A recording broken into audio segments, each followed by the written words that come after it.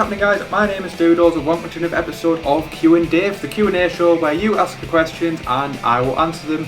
This is the first Q&Dave of 2016. Hopefully we can make it much more of a regular thing. I did post up for, I think it was last year, but if I could make this into a weekly series or maybe a bi-weekly series, that would be absolutely fantastic. But there's only one way I can do that, and that is if you ask me questions down below or on my social media pages. The links are down below in the description also. So you ask me questions and let's make this a weekly thing if possible. I normally have a cup of coffee in my hand when I make this video, but I've had about 6 or 7 today, so I don't want to drink anymore because I am already probably not going to sleep tonight. Although it's not a bad thing because here in the UK The Walking Dead is on later tonight, so I sort of want to be up for that anyway. So that's not a bad thing, but I will show you the cup. I was meant to show you this back in January, but I never got around to doing it. I got this Star Wars cup for Christmas.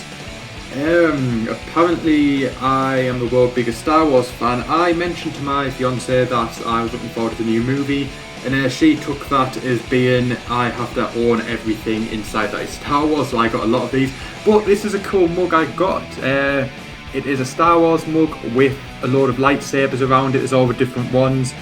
Darth Vader, Luke Skywalker, Obi-Wan, Darth Maul, etc, etc. And when the drink is hot, the lightsabers go up in the different colours, so the red, blue, green, purple, etc, depending on the character. Really, really cool. Stick around, you'll probably see it on another video in the future when it's all lit up and fancy, and I'll point it out also. So enough about that, I'm going to get into some questions. I don't know how many we're going to answer today, we'll just sort of wing it and see how it goes. But anyway, let's move on to questions. Hey Doodles, you ever wanted to collaborate with other people in the future? Also, are you in a band or anything? Yes, I would love to collaborate with people. The one thing that I could really do with on this channel is to maybe collaborate with a drummer, because I use Easy Drummer 2 to do all my drum work, but sometimes you can't really beat real drum kit, and it's easier to maybe do some of the more complex beats and fills rather than trying to program it yourself. So working with a drummer would be absolutely fantastic. So if you are a drummer and you watch this and you have your own YouTube channel, get in touch. I would love to work with you. But anyone, whether you are a guitar player, bass player or singer, or even keyboard player, I'd love to collaborate with any of you guys.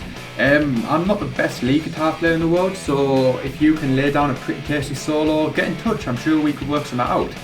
But I'm also not in a band. I was in a band up until about 2014. I think it was June 2014 where I was in a band. But I gave it up for reasons that I'm not going to discuss right now. But I'd already started getting into the YouTube game at that point. I had a gaming channel, or I have a gaming channel, which you can also check out in the link down below in the description. And I really sort of got wrapped up in that, and then I moved over to this channel in 2015, and I've got to say I'm probably having more fun doing this than I ever have doing any band. The creative freedom that I've got is fantastic. I can do what I want, I can play what I want. I'm getting so much better as a player because I'm challenging myself with the covers, especially the video game covers. I'm really challenging myself to get better to be able to do them.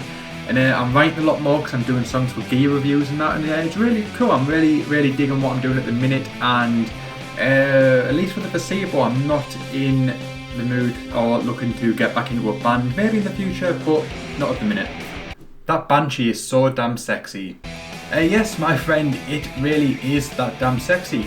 This is the guitar that you are referring to. This is a Schecter Banshee with Floyd Rose trem system and AMG 8185 pickups in it. My fiance got me this for Christmas in 2015. It's an amazing guitar. I've been meaning to do a gear review of it, but for you people that watch my channel, you know I've been wrapped up doing the Legend of Zelda stuff, which this guitar also did feature on. But now that that's over with, the last video went out last night at the time of filming.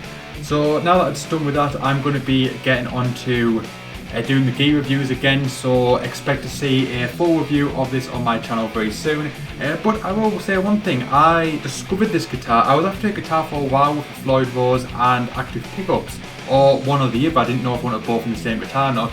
And I came across a video on Fluff's channel where he demoed this. I'll put a link down below in the description box because it is a really great gear review if you want to check this guitar out yourself.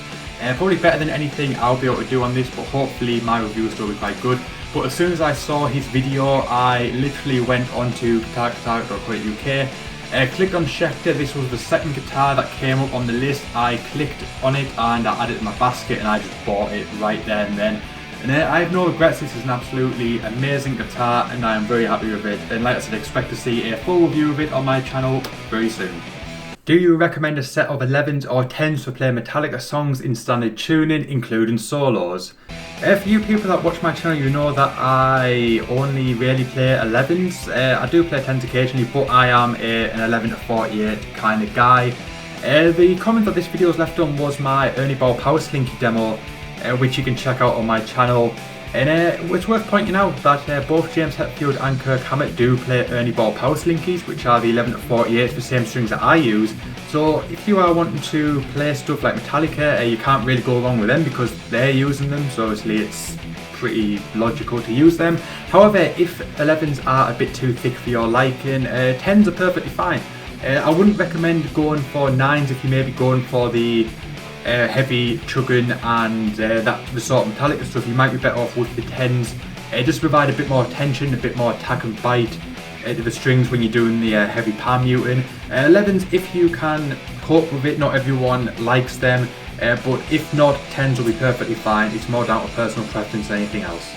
Right, and that brings me to the end of this episode of Q&Dave. Like I said at the start of the video, if you have a question you want me to answer in a future episode, leave it down below in the comment box, or tweet me or Facebook me, or do any of the social media things. All the links are down below in the description.